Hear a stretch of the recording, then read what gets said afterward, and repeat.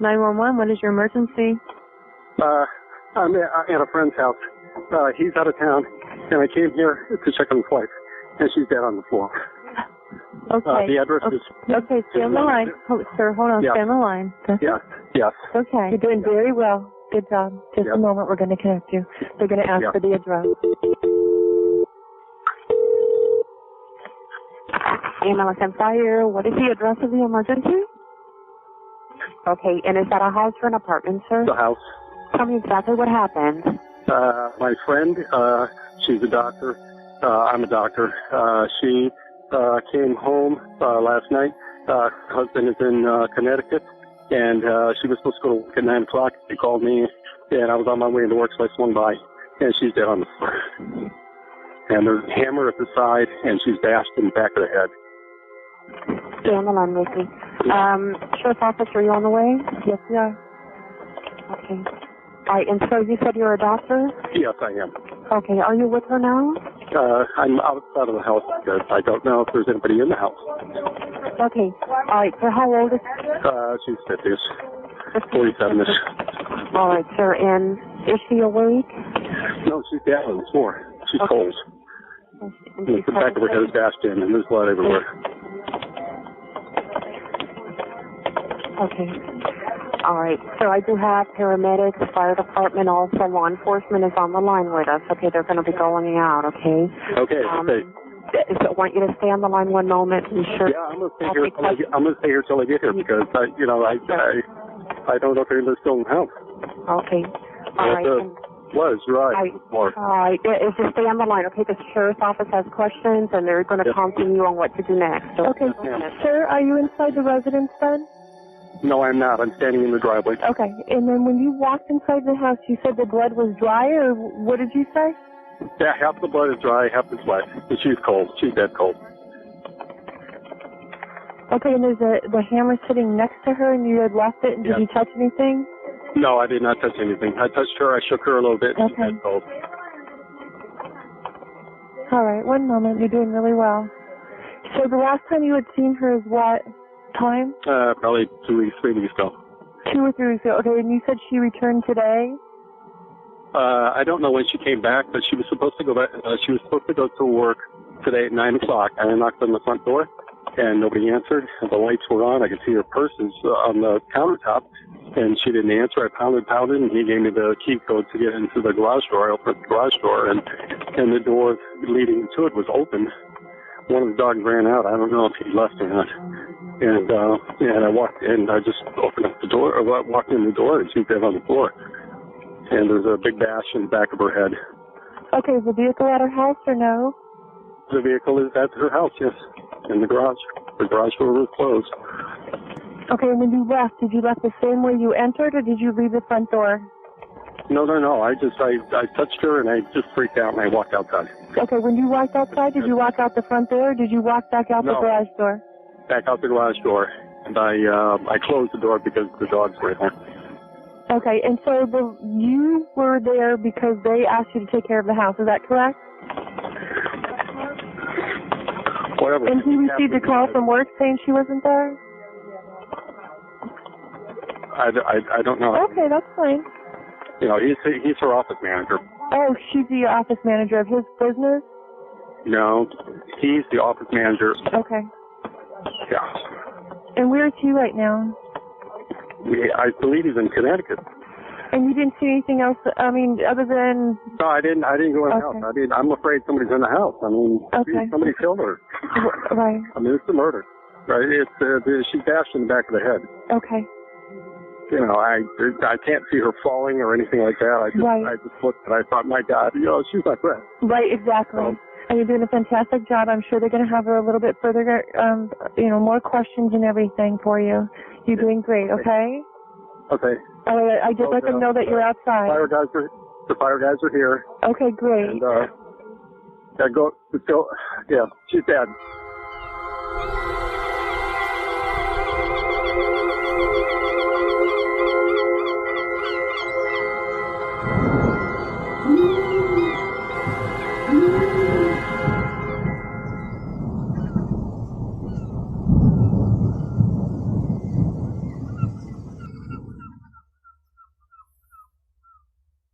Hi, everyone. Hello. I'm Lauren. I am Ken. And this is Paradise After Dark. Dark. Paradise After Dark is a bi-weekly podcast covering true crime, Unsolved mysteries, missing people, urban legends, and the dark side of the Sunshine State. First, if you'd like to support the show, please subscribe at patreon.com/Paradise After Dark podcast. On Patreon, you'll have access to weekly bonus episodes, our monthly spin-off show, Vacation Edition, discounts on our merchandise, and more. You can also check out our website at paradiseafterdark.com for our latest episodes, links to our social media, and our Etsy store, and a special little donate button if you just want to help out the show. If you have a question, a Florida case suggestion, or you'd just like to chat, please email us at paradiseafterdarkpodcast@gmail.com. So, Lauren, what are we discussing? This week we are discussing the murder of Dr. Teresa Sievers. And this one here for us and a lot of people that listen, it's pretty close to home. It is pretty close to home. And I just want to say that this case has been on our radar since day one. We're coming up on 2 years now on this podcast, and I've been following this and just waiting for the right time to do this case. So this is going to be part 1 of 4. Ooh. Now, if you'd like to not have to wait for all 4 episodes, go ahead on over to Patreon and subscribe, because there you'll be able to listen and binge all 4 episodes at one time. If not, part 1 is today, part 2 is tomorrow, and part 3 and 4 are going to be next week. So try and follow along. This is a complicated, so many details. It's just, you'll understand when we get going. Yeah, if someone that's not real familiar with this case, it's a mind boggler. It is. For sure. It is. And you kind of have to pay attention, and you got to kind of know. It's a mind blower. Exactly. Everything kind of leads into certain things. I mean. All right. Well, let's just dive into it. Dr. Teresa Sievers was a well-known and loved doctor in Bonita Springs, Florida. She had her own medical practice, Restorative Health and Healing Center, in nearby Estero, Florida, where she practiced holistic medicine and specialized in hormone therapy. The holistic medicine is like a It's not. It's more less invasive. Right. It's more like Eastern medicine, where they stay away from pharmaceuticals as much as possible. Okay. And do a more natural approach. Yep, that's the word I was looking for, is natural. So Teresa Ann Tottenham, that was her maiden name, was born and raised outside New Haven, Connecticut. She was her high school valedictorian and then graduated with a master's degree in biology from Fairfield University in 1990. She received her medical degree from Ross University in 1996. After completing her residency at the University of Florida Medical Center in Jacksonville, she moved to Charleston, South Carolina, where she met her first husband, Kenny Cousins. They married in 2000, then moved to Cousins' hometown of St. Petersburg, Florida, but they later divorced in 2003. Yeah, and Sievers' sister Stacy introduced Teresa to a man, Mark Sievers. Now, the couple married soon after, and the Sievers moved to Bonita Springs in 2005. They built a house. They had a couple children, opened a holistic medical practice together that Lauren spoke about. And Teresa and her husband, Mark, I guess you could say, and their 2 daughters seemed to have a good life. They, with all the accolades for her that Lauren spoke of earlier, she had her own practice, which was thriving. Patients raved about her. Mark was the business manager at her medical practice. And all seemed well with the world. All was perfect. Now, Teresa, standing at 4 feet 11 inches tall, made a big impact on those who were fortunate enough to know her personally and professionally. She was tiny and just cute as a bug's ear, former patient Marion Ziegler McAfee told Wink News. A dynamo in a tiny package. Annie Lisa, Teresa's other sister, described her as a hard-charging but compassionate mother and doctor who rarely hid her feelings.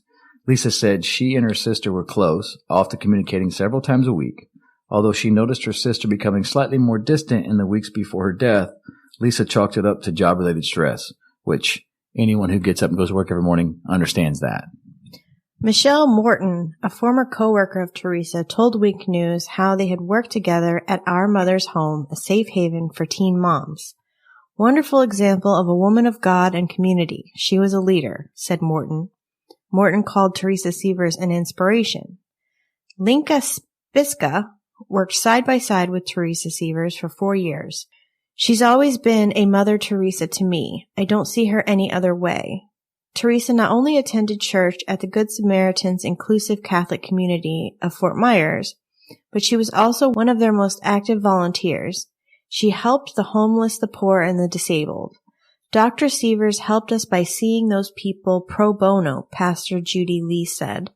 That's why I say she's an angel. She was an angel in life, and through the family now she is an angel in her death, said Lee. We'll always love her. So she was seeing homeless people sometimes to help them out. Pro bono, yeah. Yeah. So she wasn't just going there, showing up, making money. I mean, she was passionate about her profession. Mm-hmm. And what's that? They have that Hippocratic oath, they call it. Right, yeah. Where, if somebody's in need, you help them. And that's kind of so it says a lot about somebody that actually does something for the community above and beyond themselves. Now, in June 2015, while the Sievers family was visiting family up in Connecticut, Teresa Sievers returned home to Florida alone on the evening of Sunday, June 28th. She called her husband, Mark, to tell him she had arrived safely. And this was the last time that anyone heard from her. On the morning of June 29, 2015, Teresa did not show up for work. Teresa was usually very punctual, and it was very strange for her to not show up. A concerned coworker, Sandra Hoskins, called Mark Sievers and asked him if he wanted her to go to the house to check on Teresa, but Mark said no. Instead, Mark called another family friend, Dr. Mark Petratus, and asked him to swing by the house and check on his wife. Dr. Petratus found Teresa cold to the touch in a pool of her own blood on her kitchen floor. A hammer lay next to her body.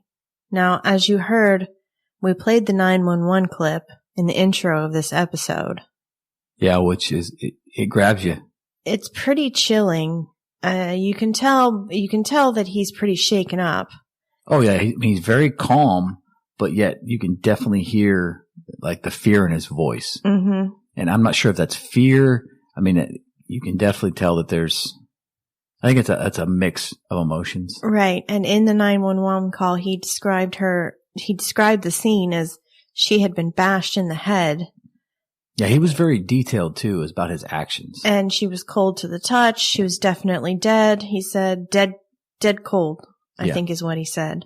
Yeah. And he even said, this is a murder. He knew right away. This is not something that this is not a slip and fall case.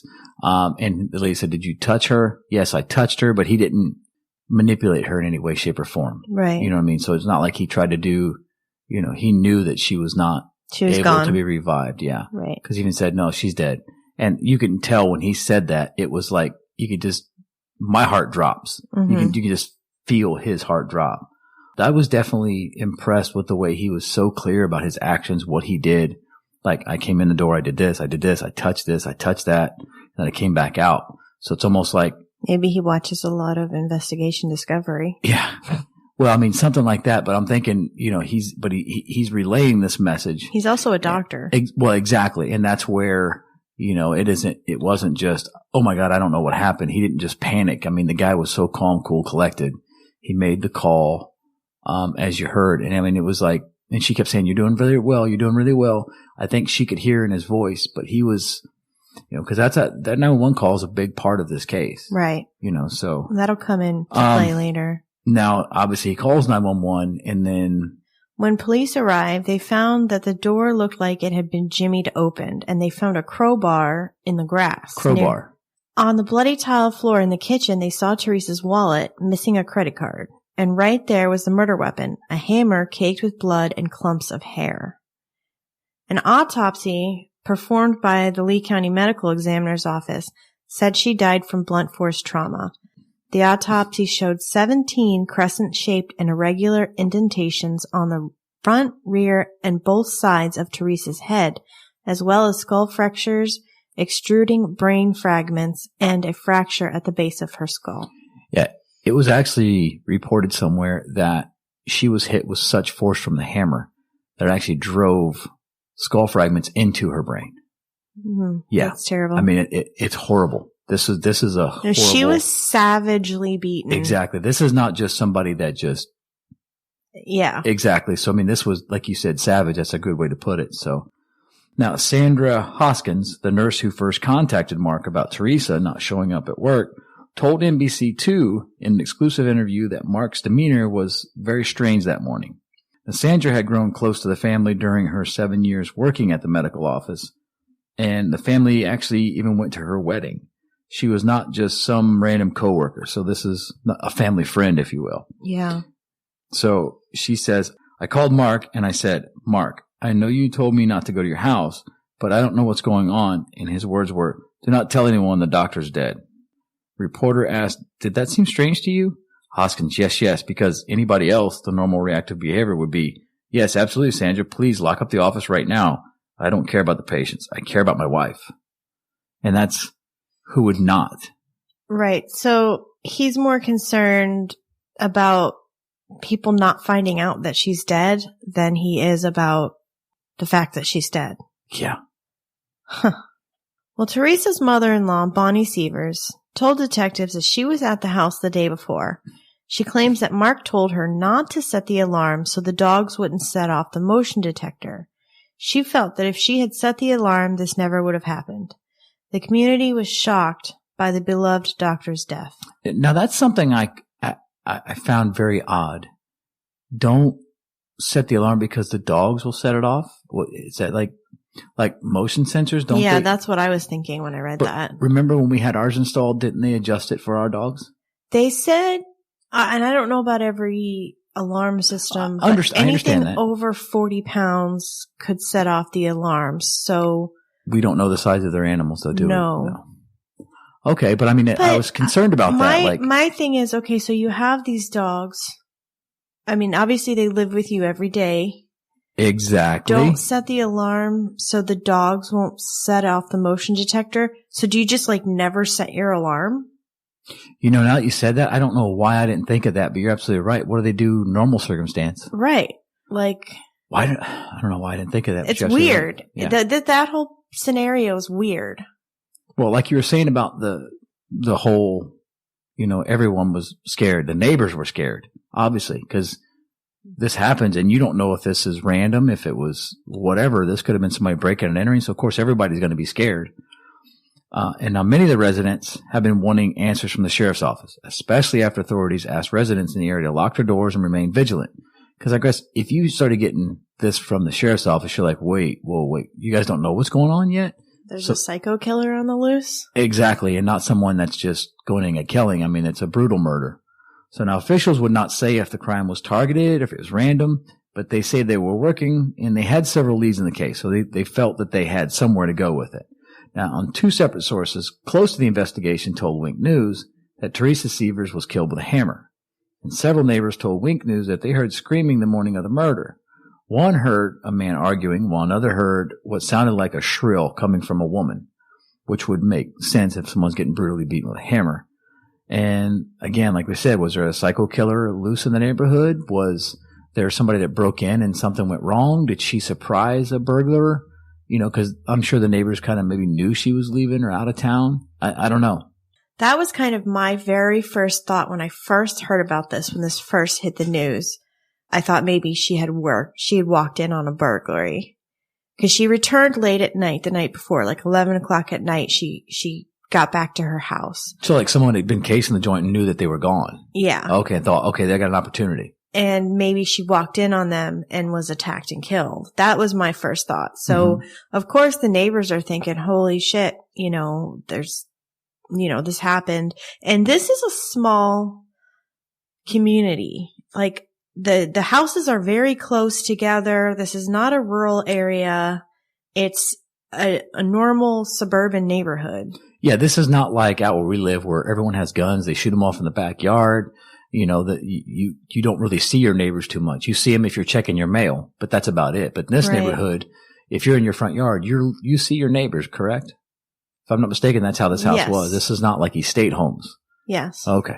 That's the creepy thing I got to tell you is I was up there on Wednesday of last week and I drove by and you don't even have to turn down that street to see the house. The house is like the second house on the street and I have to drive by the street to go where I'm going. And each time I go there, up in that area, I see that house. And the house is very distinguished because most of the houses on that street are normal size houses. 3-bedroom, 2-bath, family style houses. Whereas the Sievers house is massive. There's like this, I think what I read was that they bought 2 lots and combined it into one and built like one this home. Massive house. So the house sticks out like a sore thumb. Yeah. And it's just creepy. I don't know. It's just creepy. That's all I have to say about that.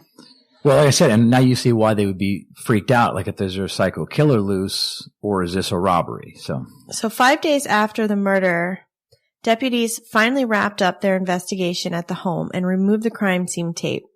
The following Monday, July 6, 2015, family and friends hosted a celebration of life for Teresa at the Unity Church of Naples. Family had asked for the media not to attend. Again, back to the interview with Sandra Hoskins, she said Mark was cold towards her at the funeral. His demeanor and his body language and his character didn't fall into place with a man who was mourning. The case had gained national attention by this time. For a time, a conspiracy theory surfaced linking the untimely deaths of other holistic doctors around the state and the country. Doctors Jeff Bradstreet and Bruce Henendahl both died within weeks of each other in June of 2015. Bradstreet was found dead in a river in North Carolina with a gunshot wound to his chest on June 26, 2015. While the police ruled Bradstreet's death a suicide, several family members and anti-vaccine activists claimed that he was murdered in connection with his criticism of vaccines. He believed that vaccines caused autism. He even testified so before Congress. Now, Henendahl was found dead in his car. Although he was described as healthy and fit, they say he died of natural causes. Chiropractor Baron Holt was highly fit at age 33. He was deeply connected to his Christian faith, and his career as a practitioner was booming. Now, Dr. Holt was said to have died of unknown causes around the same time. So this is similar to like a satanic panic type thing where this happens in so many cases that all of a sudden they kind of gang it together. Like, is this somebody that's coming after these people? Were they afraid like Big Pharma was? That's, I think, was the conspiracy that's what theory, I thought. Was that Big Pharma was killing off all these holistic doctors who were supposedly making all these breakthroughs and not using pharmaceuticals, using natural medicine. And, I mean, and maybe some of them, because there actually was, I just named a few, but there actually was a large number of holistic doctors that died under suspicious circumstances around this time frame. Yeah, it could have just been lack of not using medicine.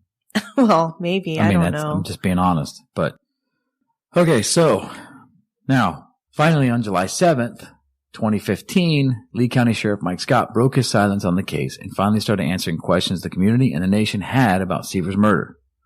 Sheriff Scott told Wink News this was not a random crime. Sheriff Mike Scott also says Teresa Sievers was targeted in a brutal attack.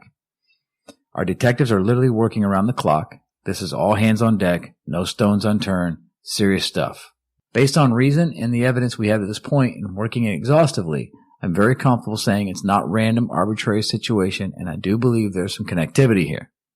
To give you an example of how tenacious we are with this, we physically drove the first batch of priority evidence to the lab. We didn't wait for FedEx. We physically got in the car and drove it there, said Scott. He said that the crime scene was very complicated and there's a lot of evidence. That evidence includes a family van as well as a side door. He also said they are using a laboratory outside Lee County to get quicker answers. As for asking residents to lock their doors, Scott says it's something he wants you to do every day whether there is crime or not. And that makes sense. Right. In this day and age. And I guess to some extent, that's always been the case. You know what freaks me out? Whenever there's like a show or something or a podcast and they say these people never locked their doors, that blows my mind because my entire life, I've always kept the doors locked. I grew up, my parents always kept the doors locked. As an adult, I always keep the doors locked. Even when I'm home during the day, all the doors in the house are locked. Well, a funny thing about that to me, is I have 3 older brothers and a little sister. And I never, I got out of school, middle school. I walked home from middle school, walked right in the house. We never locked the door. And we lived in the city. Weird. I mean, there was a house next to us on both sides, all the way around, behind us. And we never locked the door. We just walk in the door. Oh, I have always locked the doors. Yeah, even when we were kids, we never locked the doors unless we were approached by strangers. Okay, so 4 weeks after the murder, investigators went back to the family's home. According to neighbors on Jarvis Road, which is where the murder took place, the scene at the Sievers home looked similar to the scene they saw during the first week of the investigation. Again, there was crime scene technicians and investigators present. Neighbors say they witnessed technicians taking saliva and hair samples from the couple's dogs. Deputies were joined by Teresa's husband, Mark. It's unknown what they were looking for or what they found on this second search. Now, during all this, Teresa's medical practice was obviously shut down, and it wasn't until about a month after the murder that Mark Sievers sent a message to patients telling them that they found a new doctor to provide phone consultations 3 days a week. Sandra Hoskins left the practice by then, saying she no longer felt comfortable there due to what she describes as Mark's antagonistic behavior. Do you want to describe that? I don't really know if there was a description of exactly how he was behaving towards Sandra Hoskins, but it was not normal. No. And okay, well, we've got somebody that's going to take your calls 3 days a week. Almost like, and this is only a month after his wife was murdered, his mother of his children, that he's saying, oh, so don't worry about it. Don't worry about it, patients. We have a different doctor for you. If anything were to happen to my wife like that, I whatever you want to think or whatever you want to do, I really don't care. I don't care about the practice right now. It's the last thing on my list. Well, so little details about the case started to emerge here and there. Now, though Mark Sievers had an alibi, being 1,400 miles away in Connecticut, investigators began to notice his strange behavior. Well, just to clarify, he legitimately was in Connecticut. In Connecticut. There's no ifs, ands, or buts. No. There's a business partner and friend, Lenka Spiska, painted more of a bleak picture of her friend's life, telling detectives 4 days after the homicide that Teresa Sievers was taking medication for depression. Spiska added that Teresa Sievers would sometimes toe the line with other men and tell her husband of her near trysts, which would make him very jealous. She also told the cops that Teresa struggled with addiction and her sexuality. Detectives said that Mark told them Teresa experimented with other partners in the swinger lifestyle. Okay, so all this is coming out. Yeah, this is one of those things where they always say, make sure you wear clean underwear. The air the dirty laundry. Exactly. All of this personal business is coming out now that she's been murdered. Now, Mark reportedly claimed Teresa fantasized about his best friend, a man named Curtis Wayne Wright. And Curtis and Mark looked eerily similar to each other. They could almost be mistaken for twins. It was ridiculous. Yes, they had been best friends since high school. So Mark is saying that Teresa fantasized about this guy. I can't imagine why. Both men are ugly as sin. I mean, well, that's beauty's in the eye of the beholder. I suppose.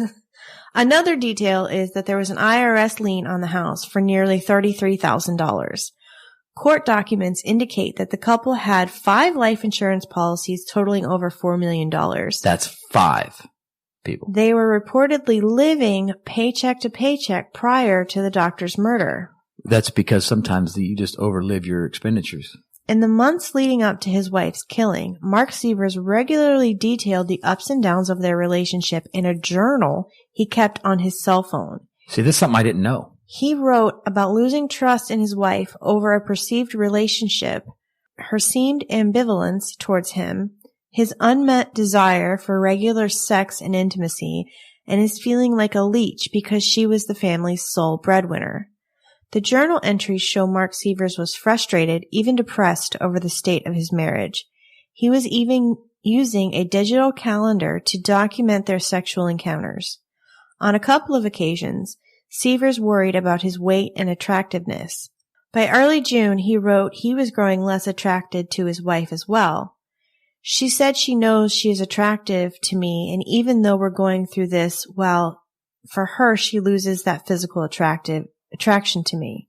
He wrote on June 5th, 2015, to which I honestly replied quickly, she is losing her physical appeal to me as well.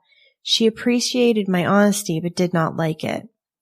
But he wrote on June 24th, 2015, just days before the killing, Teresa and I are in a good place. She has been kissing me unsolicited for the last couple days. Suspicious? I don't know that you would call it suspicious. And here's me just playing devil's advocate here. Because I journal sometimes. And when you're actually journaling and you don't think anybody else is going to read it, you write what you think feelings, yeah. and what you feel. And I think that there's always a huge difference between how somebody really feels and what they really think and what they actually will put out there to the public, to the world. But in a private journal, that's a different story.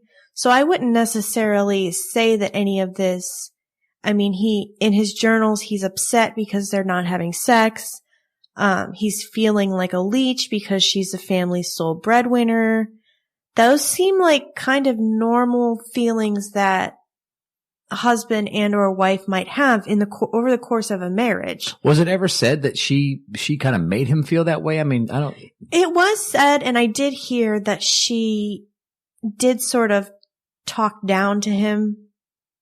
But that's just a rumor. That's just well. Something. That's because they said that she was a tiger at the office. I mean, she was going to get stuff done. Yeah, she didn't hide her feelings, and we already said that. Yeah. I mean, we already put that out there. She was very blunt and didn't sugarcoat things. Yeah, exactly. So, yeah, but I mean, as far as his journaling and stuff, I mean, you don't think this is so kind of odd? Well, I guess not, because I don't think it's that odd. Yeah. I think it's just a man's feelings. Okay. About his marriage. Okay. Now, let's see, in an initial statement to the Lee County detectives on Monday, June 29th, Mark Sievers said that he and his wife had a good marriage, but they often, quote, got on each other's nerves, which all married couples do. Now, however, in a second interview on Wednesday, July 1st, Mark told investigators that the couple had experimented with other partners and swinging, but was adamant that his wife had never secretly cheated on him. So if they ever did the swinging thing, it was in unison, them together. So now he voluntarily gave up his cell phone to allow investigators to download the contents, which included numerous photos, videos, and even FaceTime chats that shows that he has had numerous extramarital affairs with multiple women, which to me, that contradicts. So he's the one having all the affairs. Yeah, that contradicts his journal entries. See, so that's kind of where you know what I mean? Well, in his journal entries, he never claimed that he wasn't having affairs. And I think that maybe he's using all of these things that he's saying about how his wife makes him feel and about how they're not having sex. Maybe he's using that as an excuse to have these extramarital affairs. Justification. A justification. Okay. Now, at least one close family friend said that Teresa confided that she was considering divorcing him. Well, I would too, if my husband was having a bunch of affairs. But, well, he's now saying that she was doing it too, that they were together doing it.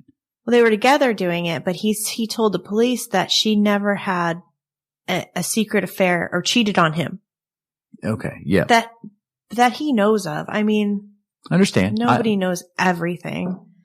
So in an article with Gulf Shore Life magazine, next door neighbor Kimberly Torres says she got a weird feeling from her neighbor, Mark Sievers. She and her husband purchased the home next to the Sievers in 2009 in a short sale from Mark and Teresa when they were facing foreclosures. So the Sieverses had owned the adjoining properties at the time and had lived in the first home while building the second one, the massive one, next door. Torres said that from the day they moved in, Mark Sievers seemed to be always around watching. We did a closing at noon that day, and we were moving things in that night around 5 to 6 p.m., little by little, Torres says. So while I was moving stuff in, Mark came in and was just standing in the hallway, just standing there, staring. And I thought, this used to be your house, but it's not your house anymore.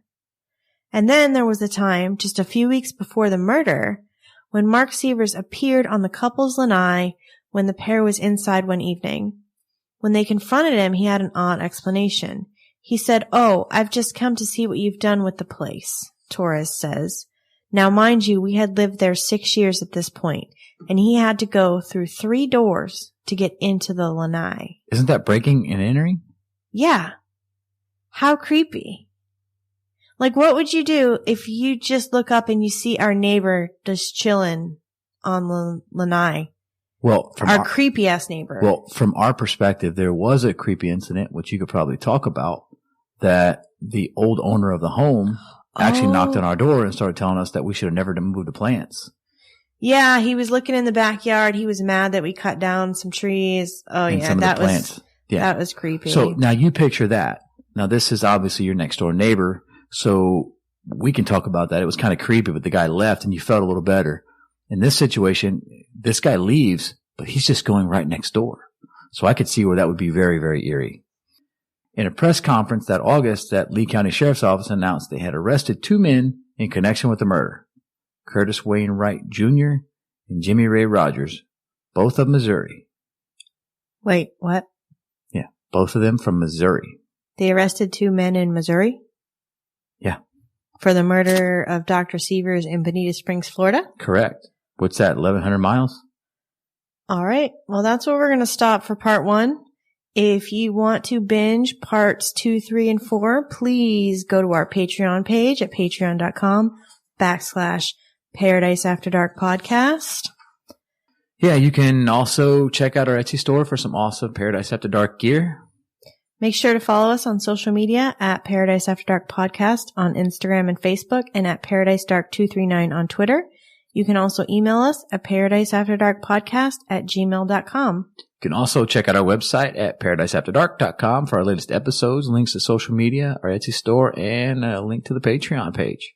Please make sure to subscribe to the show on whatever platform you're listening on and rate and review. This really helps us branch out to reach a wider audience. Yes, it really, really does. So thank you, everyone, for listening to Paradise After Dark. Dark, dark.